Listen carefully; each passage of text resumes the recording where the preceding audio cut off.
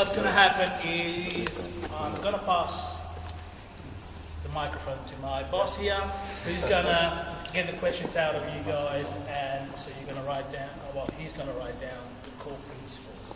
Okay, right? As said, speaking very well in your fourth language, my first language.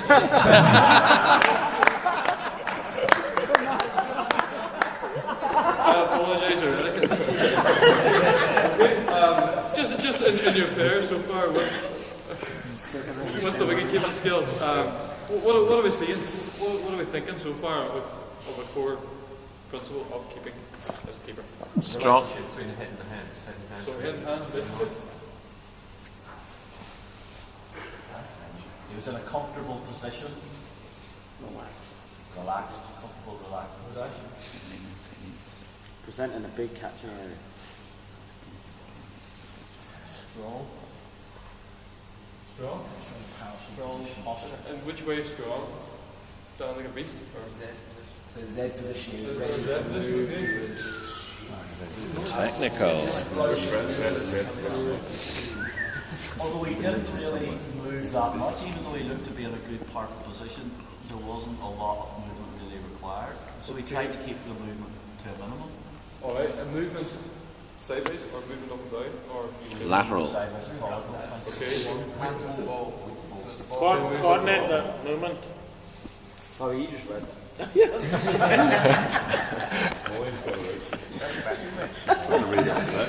Good effort.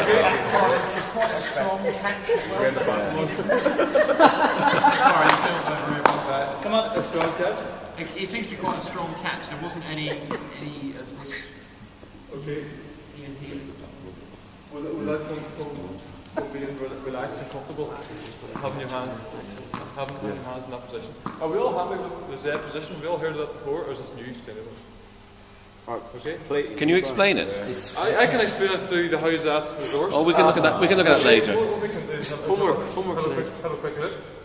It's a core principle. That's not actually a core principle, but It was one though, so keep going.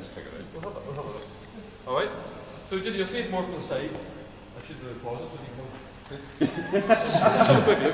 can Oh, there it was. Okay, so it's nearly there. That's Z in the fourth language, is it? You can actually see the old speed thing there. You can step backwards. Oh, very good. Very good, this is. Alright, so you can see a wee bit clearer there now, just the body position, how it draws more of a sense here. On this sort of practice at the minute, no batter is there, so as a session, what sort of session would that be? Fixed. Fixed, okay? Fixed in the way that the ball is not likely to go anywhere but straight to the keeper. Okay, so on a line here, this is our lovely, our fixed and variable. We would put it way over here. Close enough. Yeah. Alright, so we're The ball's still bouncing, so it's using. okay, so it's closer to fixed and variable. What we're going to do shortly is we're going to move over to this session, but what we're going to work on is similar to a player that you see here, a fairly enhanced player, someone with a few skills that they've probably kept before. Alright, so when you're delivering the sessions, I want you to keep that in mind that this is not going to be a kid that hasn't seen the ball before. Yeah.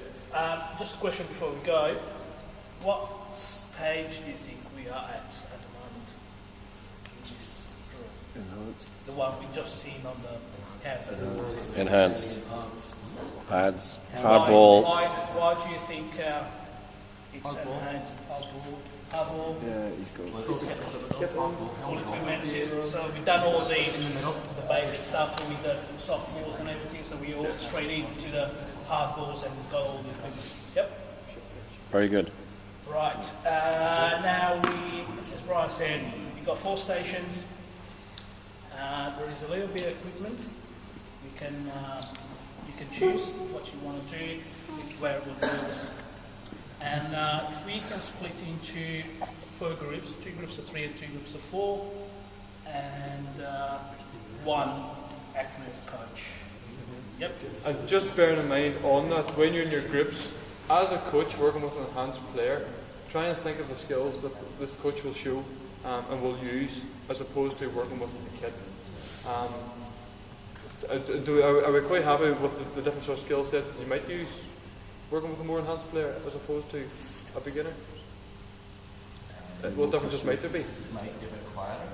Maybe a bit quieter? Okay. Just keep kicking the ball.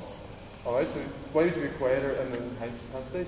Well, maybe we did questions, so maybe if you ask them a question and then let them do the skill and let them catch that, but the question has encouraged them to think about it. Yeah. So don't keep interrupting. Okay, so these sessions are about the player, developing that player. So what's our role as coaches? First of all, observe, then Analyze. analyze. Do we actually need to intervene? I mean, That would depend. so observing is there. Because we're at the refinement stage now, and I'd suggest we need to take a lot of time to observe, and it's just a real test observation skill, but we give it information only when it's necessary for the play. Alright, ready to go across? Yep. Okay, what Question, are we focusing on any particular core principle or all of them? 1 wee second, when you do go across, what I want to do now is move the X from here to over here, alright? In your groups, one is going to act as a coach. In the core principles, you're not going to try and use them all. You are going to try and pick out one. You can pick out one before the session, or you can have a look at your players and see which one needs to be picked out. And see where it goes from there, so let the session maybe evolve into what it could be.